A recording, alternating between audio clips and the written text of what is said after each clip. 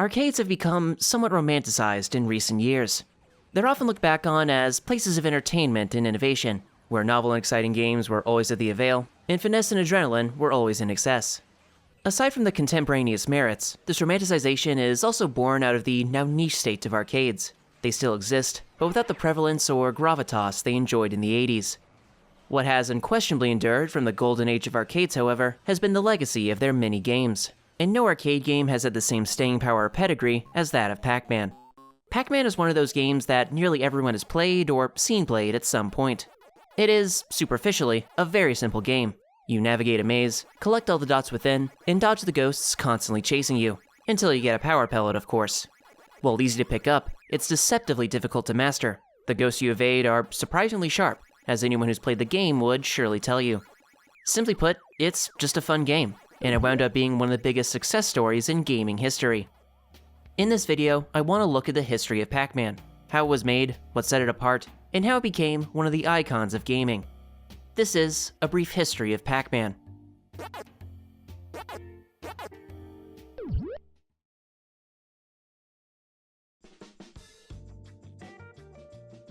Pac-Man debuted during the height of arcade gaming, and to understand the game itself, we must first understand the arcade world it was released in.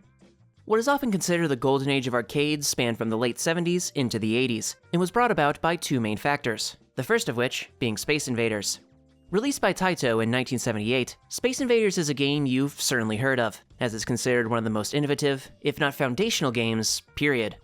The game has you controlling a side-scrolling cannon firing at the titular Space Invaders. Every alien shot speeds up their invasion, and you have to dodge their laser beams throughout the game.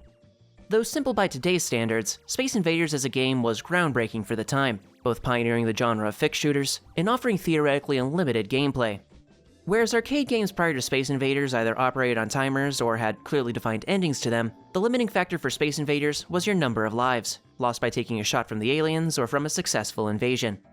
The skill ceiling was thus dramatically increased with Space Invaders compared to earlier arcade offerings. You could get as far as you wanted if you could just stay alive, and that challenge proved a huge draw for the time. Accompanying this increased skill ceiling was a high score system, another first for the industry. It was a single top score, you couldn't leave your name or initials on it, and it would roll over to 0 if you crossed 10K, but it nonetheless encouraged competition, improvement, and most importantly, play. Finally, a meaningful new element to Space Invaders was its music, a simple 4-note sequence, but one that could inspire some sense of dread, then amplify it as the song sped up in tandem with the invading force. Music of any note wasn't really found in video games prior to Space Invaders. It was mostly just simple sound effects, so its inclusion added another, now standard dimension to the game. These new, innovative, and fun additions made Space Invaders an absolute sensation. Hundreds of thousands of cabinets were produced in just a few short years, and Taito made hundreds of millions from their new golden goose. The astonishing success of Space Invaders and the popularity of its added features made both commonplace. Clones and iterations of Space Invaders were everywhere in arcades, and high scores and live-based play became the norm.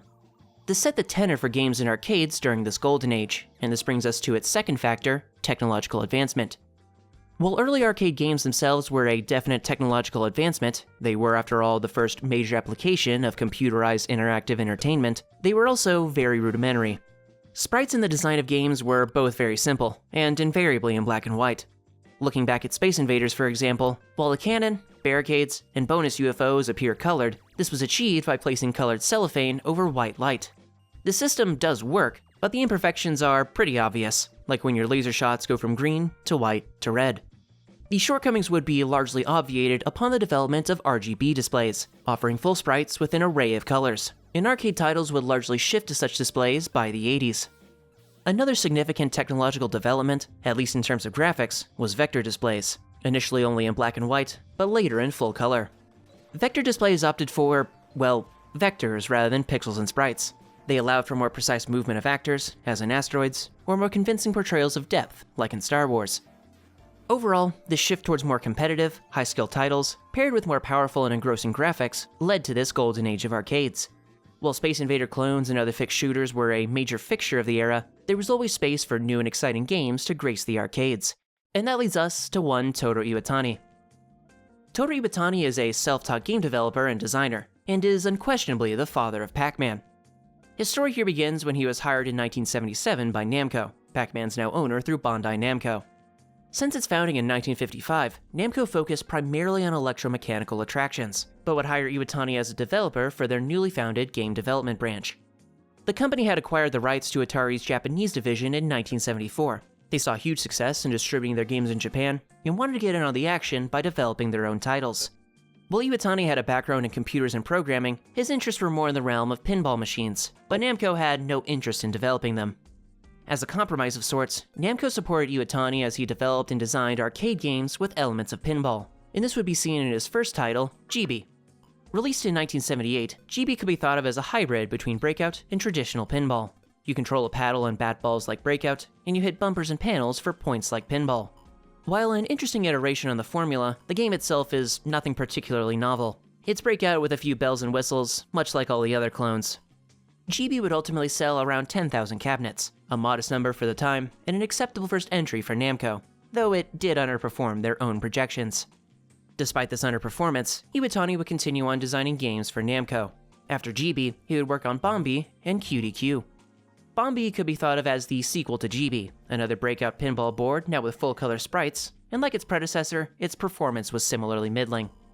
QDQ was also a Breakout pinball title, and also saw an unimpressive reception, but deviated from its forebears by including characters. You had the Minimon as little ghosts in the center, and Walkman as a small yellow thing with legs. To walk. According to Iwatani, the idea behind these two characters was to make something kinda cutesy, something that might appeal to a non-traditional arcade audience, i.e. women and children.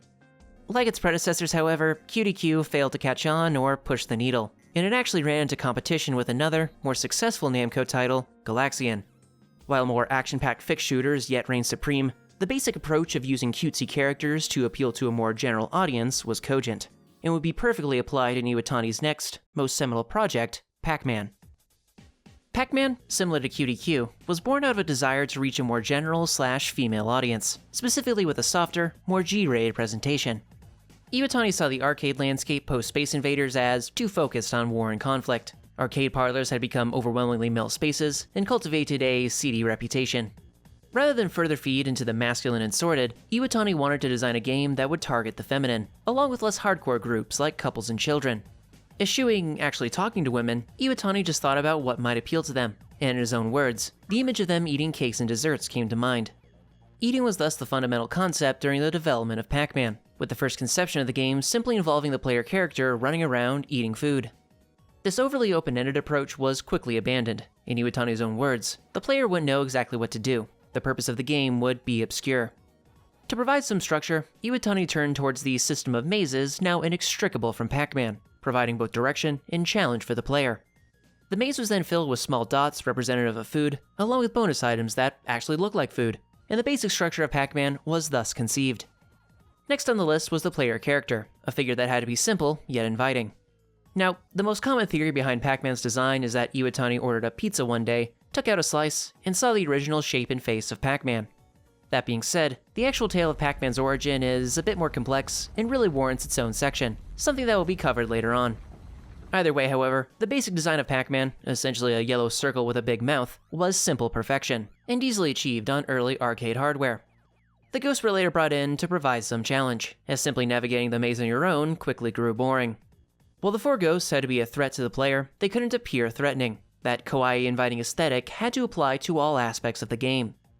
Iwatani would turn towards inspirations such as Casper and Q-Taro, ghostly figures that were generally positive and friendly, but perhaps more importantly, simple in design. The ghosts in Pac-Man would embody this inviting simplicity. They look like your typical sheet ghost, with big cute eyes telegraphing their direction, and pastel colors to distinguish them.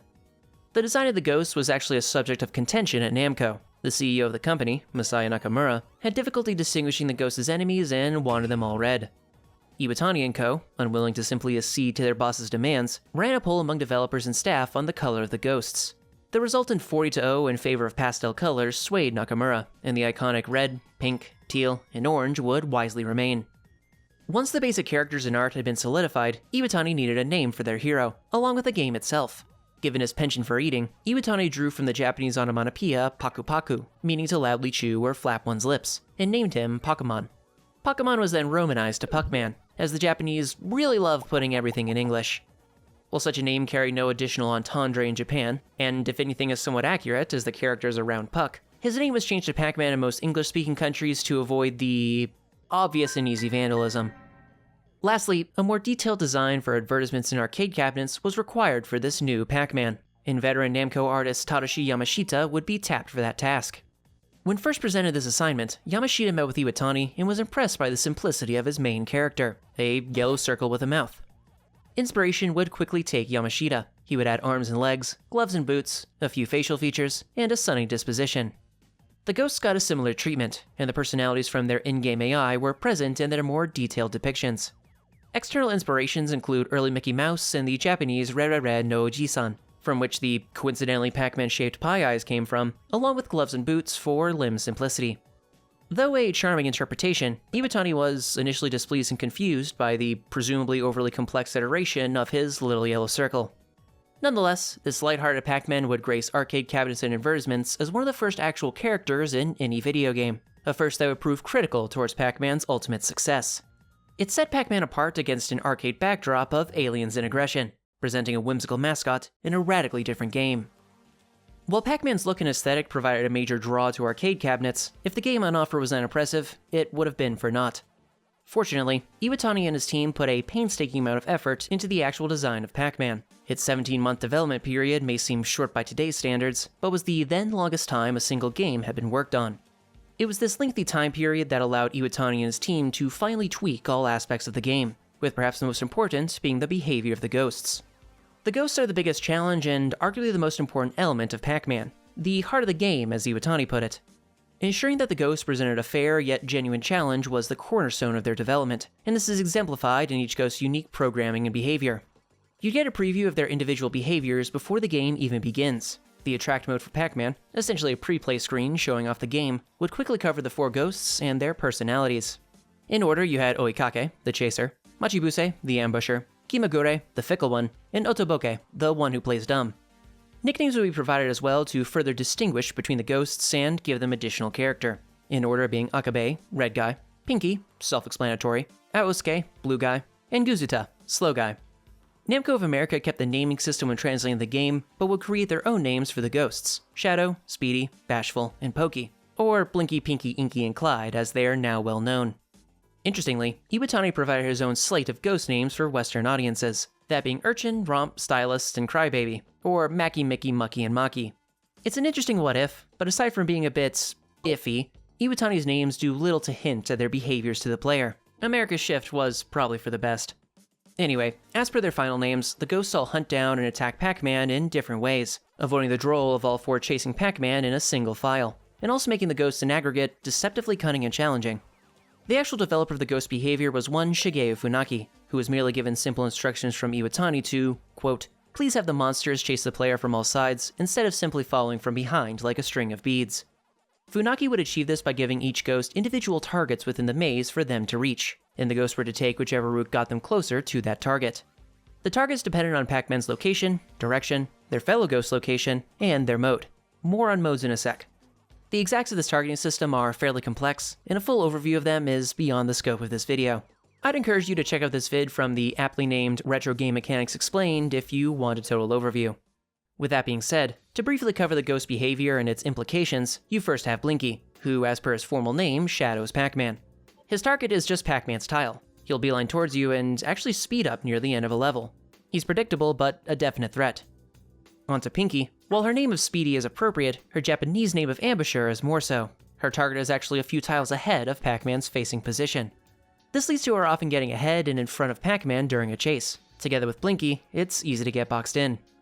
Next is Inky, whose target is essentially opposite of Blinky relative to Pac-Man. The result is another ambusher, but more than anything, Inky's just kinda unpredictable. He's the wild card of the group.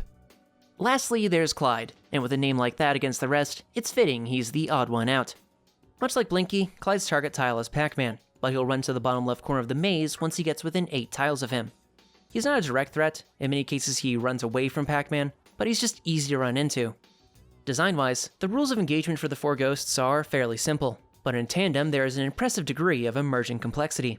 They're a true and fun challenge, one requiring genuine strategy and quick reflexes to overcome. Now, aside from different individual behaviors for the 4 ghosts, their pursuit of Pac-Man was to come in waves. Iwatani found that most arcade games, specifically other fixed shooters, were relentless. If you weren't on your A game from beginning to end, you'd very quickly get punished, to the point where it would almost become stressful. For Pac-Man, rather than keep the same tense atmosphere with a constant chase, Ghost would occasionally break away from Pac-Man, giving the player time to mentally regroup, plan their next move, and breathe. These ways were achieved by developing modes of behavior for the ghosts, specifically a chase mode and a scatter mode. Chase mode is pretty straightforward. The ghosts just act in accordance with their individual behaviors discussed previously, and it makes up the most of their game time. Scatter mode breaks the ghosts up and sets their targets towards the four corners of the maze. They'll just mill about in a circle near their corner. While there's still a chance you could run into the ghosts if you're in their corner, they won't actively hunt you down. As mentioned previously, these different modes were developed to implement waves, and these waves would always follow set timing depending on the level, though they'd become shorter and less frequent at higher levels. You'd be lulled in with a more forgiving, comfortable wave system, and by the time the training wheels come off, you'll have both the knowledge and confidence to ride. Lastly, there exists one exception to these chase scatter waves. Blinky will permanently lock into chase mode once a certain number of dots have been eaten, with that number becoming smaller, and thus the shift sooner as you get further in the game. Overall, the wave system is extremely well designed. The cut to tension it provides allows the player to feel in control for a time, and it makes the game feel fair. The ghosts won't relentlessly hunt you down just to get another quarter out of you. This element of control would be seen once more, to a greater degree, and as a novel addition with power pellets. Power pellets turn the tables on your ghostly adversaries, shifting them into a frightened mode as they all turn blue and run around in random directions. Here, the ghosts are actually vulnerable. For a short time, you're able to eat them both for points and to incapacitate them. Couple this with the high energy shift in music, and you're provided not just a moment of control, but of power. It's another cut to the tension, and an intoxicating one at that. Power pellets do gradually lose their effect as the levels progress, however, eventually doing nothing but turn ghosts around, though that can still provide some utility. The inspiration for power pellets, like many other elements of Pac-Man, came from classic cartoons, specifically Popeye.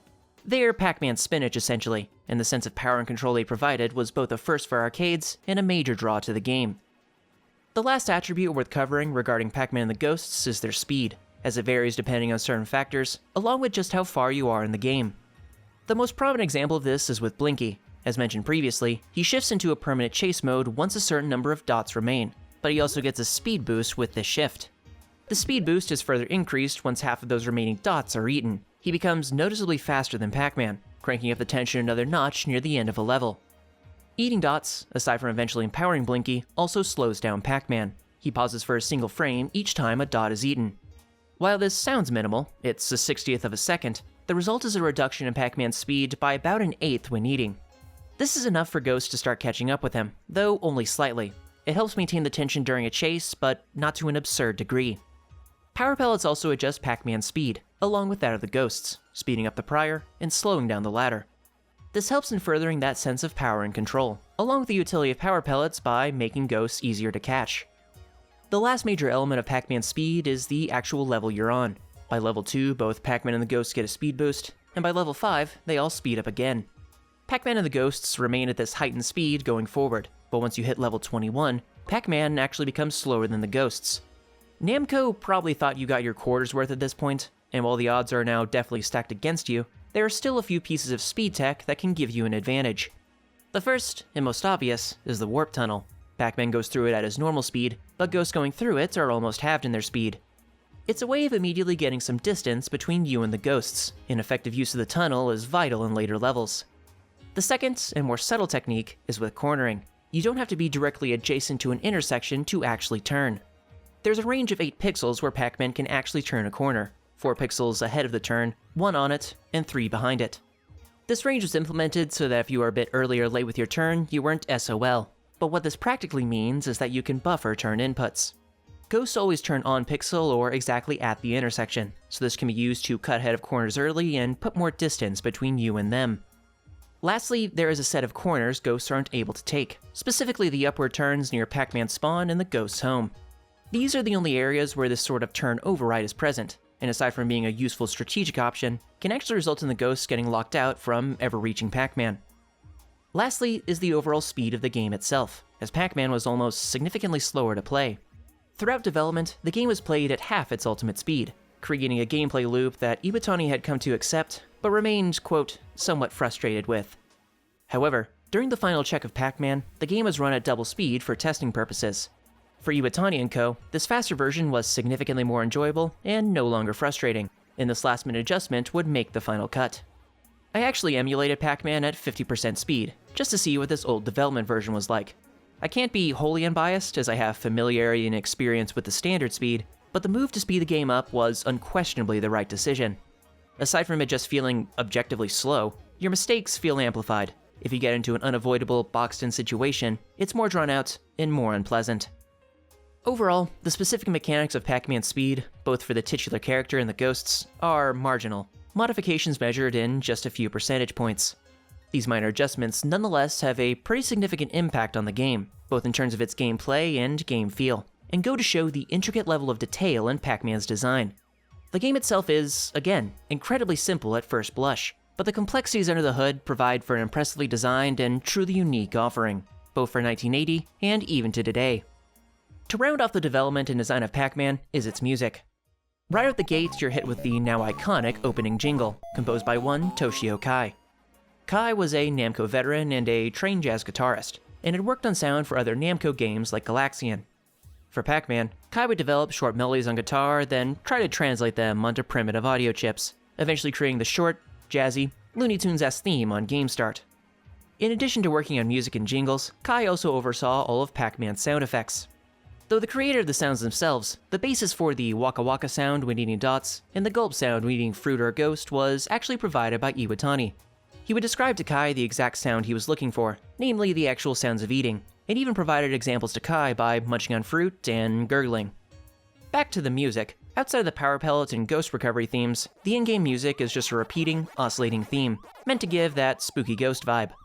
The theme is also variable, gradually increasing in pitch as you reach the end of a level, and in tandem with Blinky's speed boosts.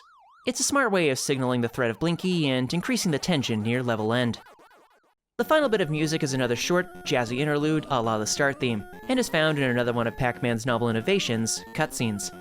Prior to Pac-Man, arcade games were almost constant action, and more importantly, nothing but the game itself. Having these short coffee breaks, as they were called, served multiple purposes. They provided a more substantial break for players than mere level transitions, they were a challenge and recognizable achievement to reach, and they added additional character to Pac-Man and the Ghosts. Overall, the music and sound were a unique element and meaningful boon to the game. They both enhanced the experience of Pac-Man, but also aided in attracting potential players. Against the arcade's din of and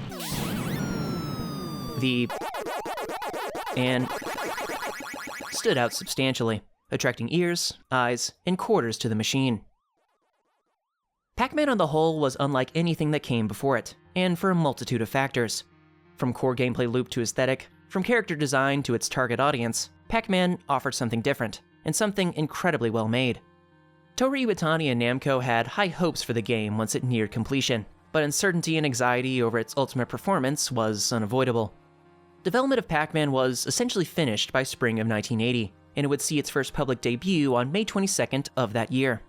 Representatives of Namco like Iwatani would oversee the release cabinet of Pac-Man, as required by the Japanese Agency of Cultural Affairs, and the test location chosen wouldn't be an arcade or any sort of gaming center, but a movie theater. This was a deliberate choice. Movie theaters are not only gender neutral, but a hotspot for couples. Pac-Man's target audience would be present in no small number. The results of this test showing were highly encouraging, validating even. Women and couples were crowding the machine the entire day, and to Iwatani and Namco, Pac-Man's future in Japan looked bright. After Pac-Man's initial test in May of 1980, actual sales for the game would begin in August of that year. Namco would attend trade shows and hold private previews of their latest offering, but the Japanese market's initial response was lukewarm. The untold success of Space Invaders practically defined Japanese arcades, and their owners were content in sticking to this format. This stance was not without some basis. Said fixed shooters remained popular with players and profitable for operators. There was little need to venture outside a select few genres for success. While shop owners in arcades were a bit hesitant to buy into Pac-Man, of those who did, the response to the game was positive. Grassroots buzz around Pac-Man would gradually be generated post-launch, and about 2 months later, demand for the game picked up significantly. While Namco was flooded with orders for what seemed to be their next hit, they were unfortunately hard-pressed to actually meet them. This was due, firstly, to limitations in Namco's own manufacturing capacities. While Namco had released and produced a number of successful arcade titles, the rapid demand for them was never as great as that of Pac-Man. In the coming months, Namco would build up to meet this surge in demand, but they ran into a second issue in just procuring raw materials. Thanks to the unbelievable popularity of Space Invaders, the market for arcade games had exploded by the turn of the decade. Entertainment companies and enterprising developers were constantly churning out new arcade titles.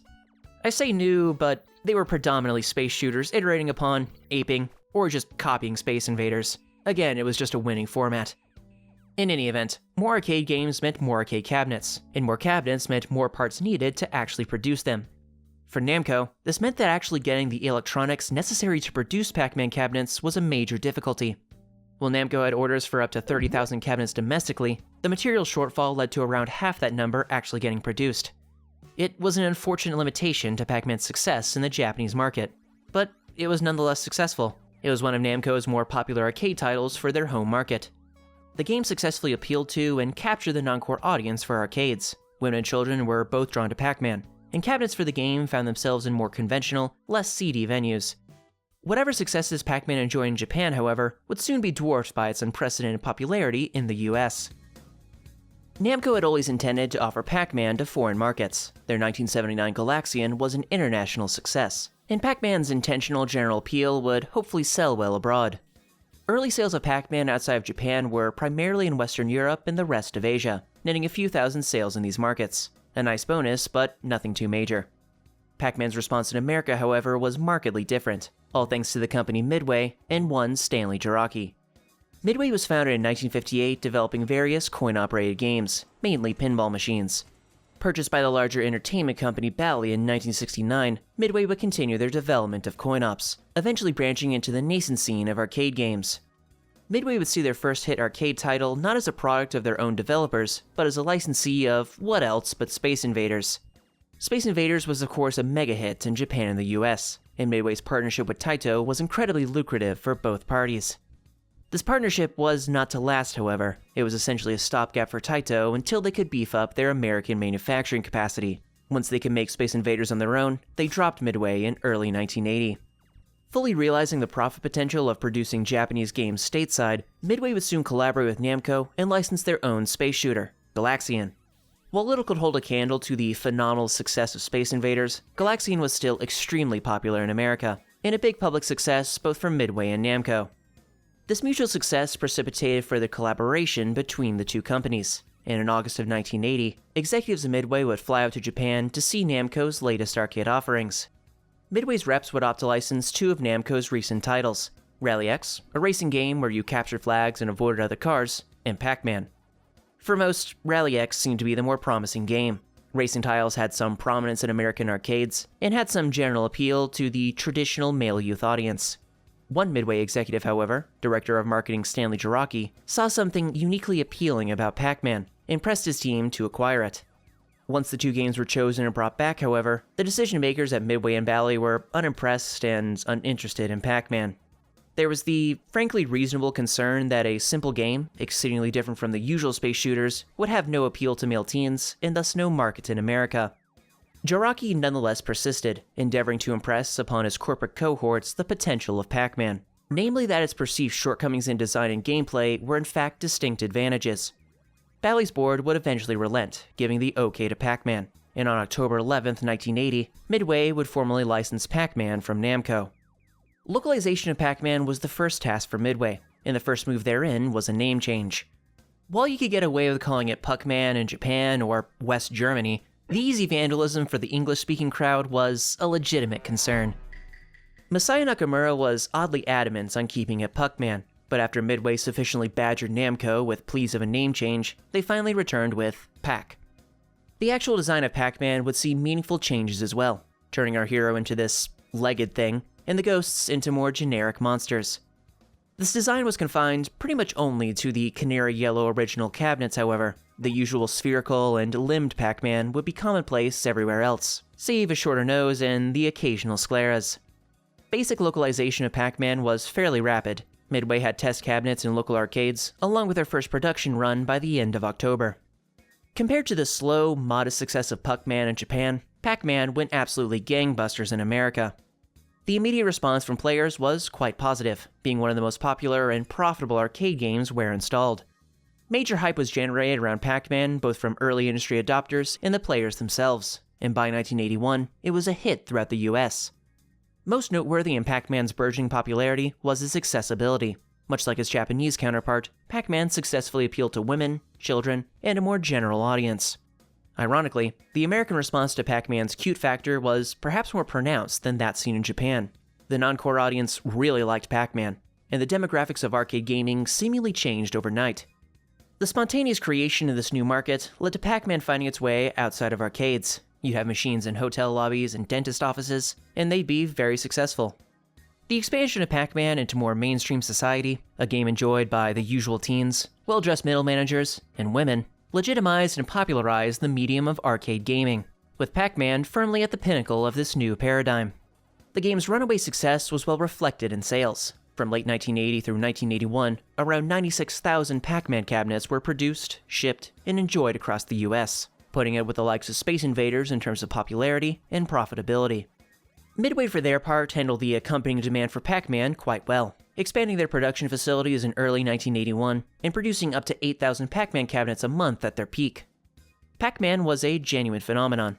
The game was stupendously popular by 81, prominent tie-ins and merchandising was underway by 82, and for Midway and Namco, their only question was, what's next? To add another character in this saga of Pac-Man is General Computer Corporation, the developers of Ms. Pac-Man. GCC came to some prominence in 1981 from the development of an expansion kit for Missile Command. Missile Command was a fairly popular arcade title from Atari, and a game where you operate a missile defense system against incoming ICBMs. How contemporary. Prior to GCC, expansion kits typically just overclock the game to run faster and make it artificially harder, assuming the hardware could handle it. With GCC's Super Missile Attack, however, it built upon the basic structure of Missile Command whilst adding new content and a new challenge. At about a tenth the cost of just buying a new machine, it was an affordable way for arcade operators to freshen their offering and refresh their take of quarters. While Super Missile Attack was popular with gamers and operators, it was less so with Atari, who filed a copyright suit against GCC. GCC anticipated such a legal offensive, and purposely built Super Missile Attack to only add to Missile Command. They weren't actually selling any of Atari's copyrighted material. Despite facing a then juggernaut of the industry, GCC came out scot-free, and this legal win encouraged them to double down on expansion kits. The next game to modify was obvious, Pac-Man. While Missile Command did sell well, Pac-Man had several times its sales by late 1981, meaning a much larger install base and much greater potential. The move to create a Pac-Man expansion kits around the end of 81 was appropriate. By then the game had been out for a solid year, and people had gotten good at it. While Pac-Man is a rather complex game, it's also deterministic. If you can figure out certain patterns in ghost behavior, you can consistently outsmart them and get very far in the game. Arcade machines wouldn't be getting too many quarters, be they from teenage males or middle-aged moms, if they were good enough to spend 30 to 60 minutes on one machine. Getting some update of Pac-Man, both to freshen things up and reset the playing field, was increasingly important for arcade operators, and GCC hoped to answer that need with Crazy Otto. Crazy Otto was built off of Pac-Man and was the next logical iteration on the Pac-Man formula. Ghosts were a bit more unpredictable. The corners Blinky and Pinky would go to during a scatter phase were randomized. There were now 4 different mazes, all with a different look. Bonus items now bounced around the stage, and there'd be new sounds and music for everything. Lastly, and perhaps most prominently, are the new characters. The ghosts have been made into little monsters and are named after famous scientists, because GCC was a bunch of nerds. Then there's the eponymous Crazy Otto, your legally distinct Pac-Man analog that kinda looks like the legged thing on the original cabinets. Overall, Crazy Otto was a solid iteration and general improvement over the original Pac-Man, one arcade goers and operators were sure to enjoy. GCC was so confident in their abilities and so emboldened after their Atari victory that instead of just making Crazy Otto kits themselves, they went straight to Midway to try and work with them. Quite simply put, the execs liked what they saw in Crazy Otto, and seeing a golden opportunity laid before them, began working with GCC to develop a proper update to Pac-Man. Midway quickly set up a few test spots running Crazy Otto on Pac-Man cabinets, and the response was positive both from regular arcade goers and seasoned Pac-Man vets. In a wild twist, journalists for Time magazine photographed Crazy Otto gameplay thinking it was Pac-Man, unintentionally creating speculation, confusion, and anticipation for the next Pac-Man game. Crazy Otto, of course, would never hit the arcades. either as an expansion kit or independent cabinet. That honor would go to Miss Pac-Man. Stan Jarocki posited and led the charge to make the game Miss Pac-Man, to, quote, make it a game that says thanks to the lady players. It's a logical direction that would very effectively tap into the popularity of Pac-Man and its uniquely gender-neutral audience. GCC would go about redesigning the characters for this new Miss Pac-Man, and after a few more avant-garde designs were scrapped, they settled on a simple, yet archetypically female version of Pac-Man. For the monsters, they just went back to being the ghosts from Pac-Man, though interestingly, Clyde's name was changed to Sue, I guess to balance the genders. The other major change was with the cutscenes or coffee breaks in the original. Here they would involve Miss Pac-Man meeting Pac-Man, the two falling in love, and a special delivery from Mr. Stork. They're a cute addition. Everything else with the game, from new audio to maze designs, was carried over from Crazy Otto. They were fine as is, so why bother changing it? The last major element to Miss Pac-Man was that even though a simple expansion kit was all that was needed, the game would be sold only as a standalone new arcade cabinet. In short, expansion kits aren't nearly as profitable for the developers. There was an element of planned obsolescence with arcade sequels, and Miss Pac-Man was perfect in that role. For Namco's part, they mostly just let Midway and GCC do what they want regarding Miss Pac-Man. If their licensees wanted to make new games and pay them royalties for it, who are they to argue? Back to the game itself, Miss Pac-Man quickly proved to be a smash hit. Released on February 3rd, 1982, demand for the game was immediate and significant, and its reception by both gamers and arcades was exceptional. The Miss angle of the titular character was a draw of sorts. Miss Pac-Man was the first female character in a major title, which added a certain novelty to the game, along with plenty of positive press. Though in no way pandering, it once again appealed to the non-core female audience Pac-Man enjoyed, and if anything, to greater effect. In the end, Miss Pac-Man would sell around 116,000 cabinets, eclipsing its predecessor, and in a much shorter time period. Oddly, Miss Pac-Man never made its way to Japan. The original sold well, but wasn't a mega hit like in America. Namco perhaps thought there was little need to bring it to their home market. In any event, the release of Pac-Man followed by Miss Pac-Man was a 1-2 punch of seminal and insanely popular titles. Pac-Man's popularity had been unquestionably cemented by the 80s, and for a time, Pac-Mania was running rampant.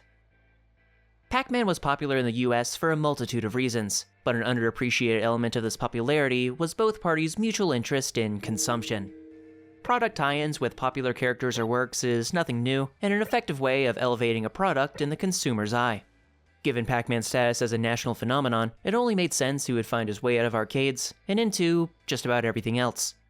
One way or another, people wanted more Pac-Man, and Midway was more than happy to provide. Midway was actually the sole licensor of Pac-Man in the West. Namco already felt confident and comfortable with them, and didn't want to handle any legal headache from the US. For Midway, this gave them a pretty unique opportunity. While they would run licensed products by Namco out of mutual respect, they had basically free reign to issue sublicenses to whoever wanted them. It wouldn't take long before you had Pac-Man t-shirts, lunchboxes, gum, bikes, Chef Boyardee, vitamins, toothbrushes, balloons, pillows, plushes, sleeping bags, Slurpee cups, coffee mugs, beer mugs, ashtrays, chairs, bumper stickers, raincoats, phones, and many, many, many more products. Pac-Man lent himself well to this sort of mass marketing. Aside from being a simple, positive, and charming character, he was enough of a blank slate you could slap him on pretty much anything, and it would more or less work. This mass promulgation of Pac-Man and advertising and products further entrenched him in the 80s zeitgeist. His popularity begat popularity. Pac-Man would find his way into more mainstream forms of entertainment as well, such as with 1982's Pac-Man cartoon. Produced by Hanna-Barbera, it's about what you'd expect for a cartoon explicitly meant to sell toys to children. Interestingly, however, it broke new ground by not just being the first video game tie-in cartoon, but the first product tie-in cartoon in general. Pac-Man made his way into music as well with 1981's Pac-Man Fever. Coming out near the apex of Pac-Man's popularity, the pop track perfectly tapped into and fueled the craze around the Little Yellow Fellow. It actually did extremely well as a single, topping at number 9 on the billboards, and even got translations in other languages. The only thing 80s Pac-Man didn't have was a movie, mostly because making a floating sphere seem interesting for 90 minutes seemed untenable. We would get such a film eventually, however, unfortunately. In any event, Pac-Man the product was hot stuff throughout the 80s, a result of incredible popularity coupled with aggressive marketing. It made Pac-Man that much more profitable for Midway and Namco, and that much more unavoidable during its height. While Pac-Man was truly on top of the world through the early 80s, after Miss Pac-Man, the games began to fall from prominence. The first two Pac-Man titles are considered seminal works, some of the most popular, well-crafted, and timeless games ever. That such a feat of game design was achieved, that lightning struck twice, is incredible in itself. However, that would be the extent of Namco and Midway's breakout hits. Pac-Man titles going forward would endeavor to emulate past successes, varying only in how far they missed the mark. The first, and perhaps biggest flop in Pac-Man history, was the 1982 Atari 2600 port of the original. It was the first major and legitimate effort to port the arcade hit onto a home console. It had garnered much hype and anticipation, but its only noteworthy element was its really out there designs for Pac-Man. The game itself just couldn't hack it on the significantly weaker Atari hardware. From the look, to the feel, to the sound, it wasn't quite Pac-Man. Though a critical failure, it was a commercial success. The general Pac-Mania surrounding its release earned it over 8 million sales, and was the only particularly prominent Pac-Man port amongst a sea of alternatives. Outside of early consoles, further efforts in the realm of arcades yielded mixed results. On the high end, you'd have titles like Junior Pac-Man and Super Pac-Man. Released in 1983, Junior Pac-Man was the next logical iteration on Miss Pac-Man. Mazes were now double-wide and scrolling. You had 7 different maze layouts. Bonus items would make any dots they crossed over slow you down, and you'd have new sounds and coffee breaks. It was the last game developed by GCC for Midway and Namco, and much like their name-making Miss Pac-Man, Junior Pac-Man was solid. Selling around 30,000 cabinets, it was a definite success and well-received, but not to the same magnitude as the prior two Pac-Mans. Moving on to Super Pac-Man, it was the next title actually produced by Tohru Iwatani, and is considered the true sequel to Pac-Man. Released in 1982, first in Japan, then in America, the goal of Super Pac-Man is to eat up all the apples, or burgers, or shoes locked behind doors, which are opened by picking up keys. It's adjacent to Pac-Man. The core is there with things like Power Pellets and the new Super Pellets, but it's an unusual title all in all. It did decently. Midway produced around 10 to 15,000 cabinets, but it wasn't the same Pac-Man, and Iwatani himself considers the game to be boring. Aside from titles trying to recapture past glory, there were those trying to be something different, if not a little weird. You'd have 1982's Baby Pac-Man, a pinball Pac-Man hybrid produced by Bally. You'd start out playing a basic Pac-Man game on the top screen, would swap to pinball once you passed through the lower tunnels, and could transition between the two modes throughout play. It was the first instance of such a pinball video game hybrid, but saw a middling response. Only around 7,000 units were produced. On the opposite end of the spectrum is 1983's Professor Pac-Man, a title completely different from the rest of the series by being a trivia game.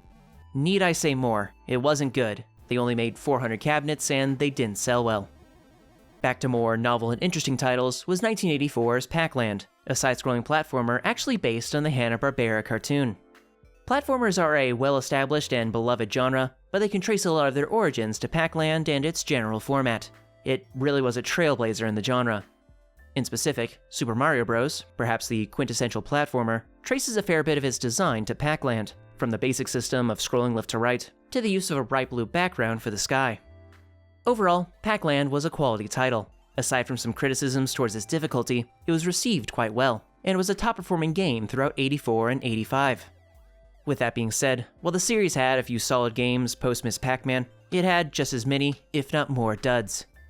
Pac-Man going into the 90s and 21st century would never again have the same quantity or quality of games as, say, Mario or Zelda. The grand pedigree it enjoyed during its heyday would remain there. In spite of this, Pac-Man, Power Pellets, the Ghosts, and that inimitable sound have endured. The mass popularity and unrivaled regard during its heights would carry Pac-Man well into the new millennium. Pac-Man as he exists today is known less for his variety and novelty, and more for his consistency and reliability. The original Pac-Man is considered one of the best games ever made thanks to its simple premise, easy to learn yet difficult to master gameplay, and fun setting. It's an ever-approachable and enjoyable game, one that transcends age, sex, and era. This is thanks in no small part to Namco's continued production and sale of their classic titles, be it in modern arcade cabinets, console anthologies, or just as extra modes in their standalone games. While no Pac-Man game has reached perfection, Namco understands they approached it with their early offerings, and Pac-Man has been made readily available to play throughout every gaming generation. Furthermore, you always have new iterations and presentations of the maze classics, like with Pac-Man 256, a Pac-Man-themed infinite runner, or the Google Doodle that's just Pac-Man. While the enduring presence of the originals and their follow-ups comprise a significant basis for Pac-Man's continued gaming presence, there of course exist a number of alternative Pac-Man titles.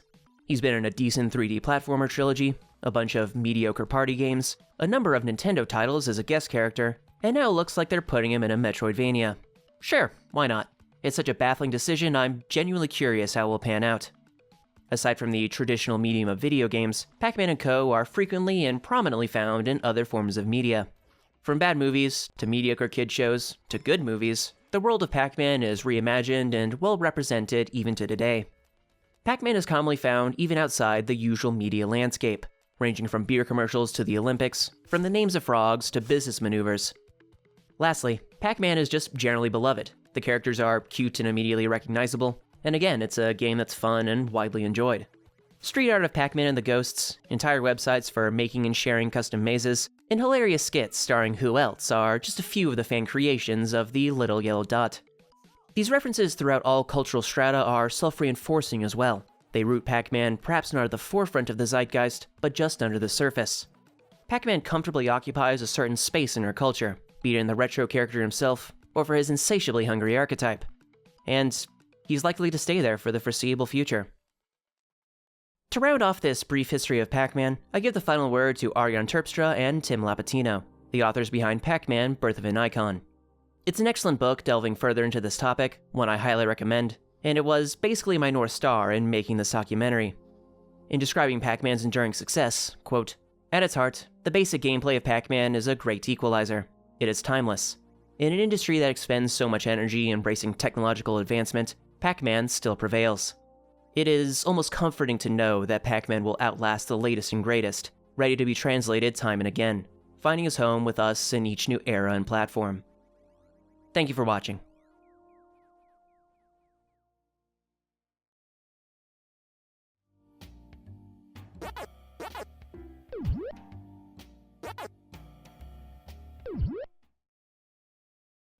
Intellectual property as a legal concept is a vital component of modern art. Its existence ensures the right people get to use their creations as they see fit and in what they want. That being said, it is a legal doctrine, and the broader legal system is well known for being a little wacky and/or stupid. With that, this brings us to Ms. Pac-Man and her modern presence, or more specifically, her lack thereof. Ms. Pac-Man the character was a creation of GCC. Despite building their game off Namco's original game and with Midway as the middleman, GCC would be owed royalties for her appearance in arcade games. Initially, all was well between Namco and GCC. The latter was getting royalties off her presence in Pac-Man arcade games, but one way or another, this arrangement faded into the background. Staff at both companies, legal and otherwise, had changed a lot by the turn of the century. They just weren't keeping up with the machines and royalties dispersed from them. However, in the early aughts, one Kevin Karan, a founder and major figure at GCC, came across a new Namco machine that contained Ms. Pac-Man, with his first thought being, quote, "Where's my royalty check?" Like a true Sigma male, Karan had his eyes on nothing but the Benjamins. This initiated a legal dispute between GCC and Namco over the disbursement of Ms. Pac-Man royalties, and one that would dramatically affect the fate of the character. Formal proceedings went from 02 to 06, but after no agreement could be reached, an arbitrator was brought in to settle the matter. In one part of the ruling, it was deemed that Ms. Pac-Man royalties would only be derived from coin-operated games, aka arcade machines, which was basically the spirit of the original agreement. However, the arbitrator ruled on a second matter that GCC was owed royalties if Ms. Pac-Man was, quote, "broadcasted or in any other way transmitted to other receiving devices." This essentially applies to all consumer electronics. GCC would be owed royalties off pretty much any appearance of Ms. Pac-Man. To not mince words and to openly opine, this ruling is a bit silly. It's good for GCC and the later rights holders, but the intention was clearly just for use in arcade-type offerings. The weird state of Ms. Pac-Man has basically led to her disappearance going into the 2010s, but a Ms. Pac-Man still exists. In lieu of owning the actual character, Namco has put out a number of legally distinct Ms. Pac-Man analogs, such as Pac-Mom, a mommy, Pac-Marie, a baddie, and Pac-Man Girl, a stupid name. They've even gone so far as to replace Ms. Pac-Man with Pac-Mom in older titles like Pac-Land, and they generally exclude Ms. Pac-Man from modern Pac-Man collections, outside of DLC for a smaller royalty, of course. It's a similar situation with the rest of the American-born Pac characters, like Junior Pac-Man and Baby Pac-Man. There's just an odd legal arrangement with these ostensibly established Pac-Man characters and the fundamental owner in Namco. Due to this odd legal arrangement, it'll be interesting to see how their associated IPs shake out in the future. Though I wouldn't hold my breath for Miss Pac-Man Maze Madness 2 or anything.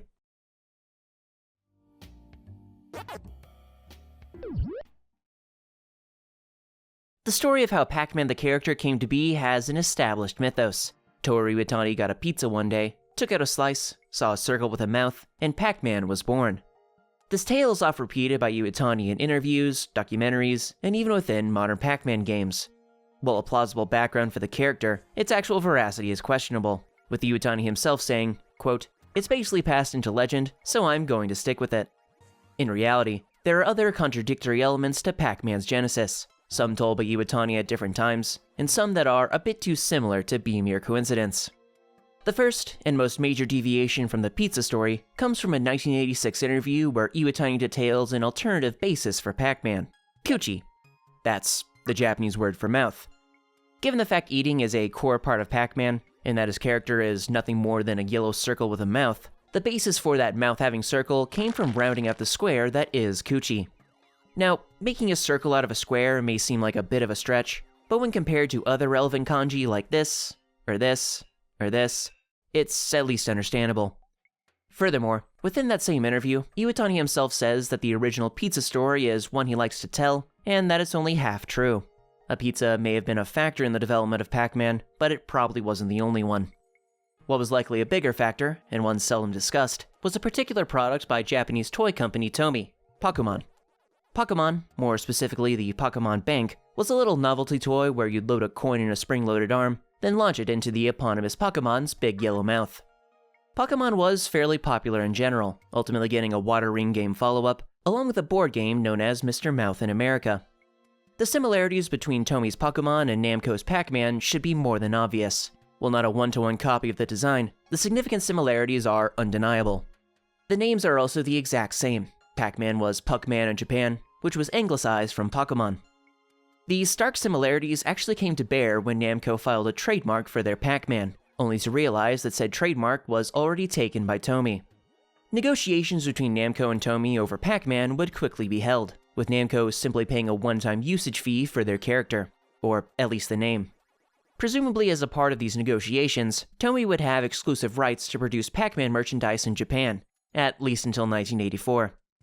The business deals between Namco and Tomy further illustrate just how similar the two Pac-Man were, both in their design and disposition towards eating anything before them.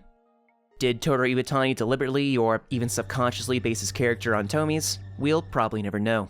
But given the uncanny similarities, it's reasonable to think there was some overlap. With that said, Iwatani has demonstrated himself to be a playfully unreliable narrator on this matter. And while Pac-Man's origin story is a bit more complex than one may think, the pizza story is likely to remain the established mythos.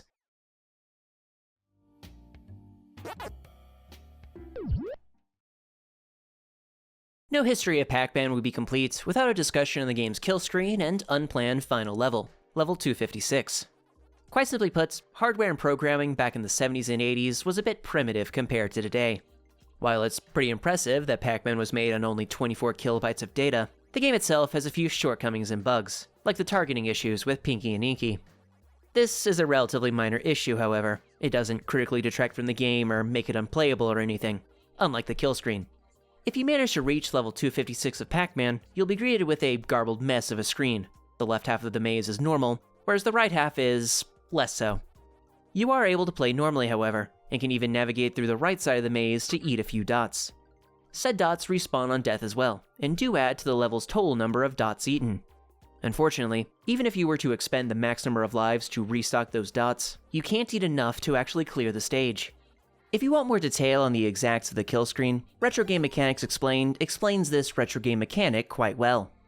Anyways, level 256 is the unintentional last level of Pac-Man, something of a legendary finish line for anyone with the skill and endurance to make it that far.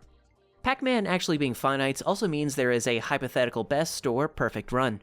If one were to get every bonus item, eat all 4 ghosts with every power pellet, and save every life to get the max number of extra dots on level 256, you could get a maximum score of 3,333,360.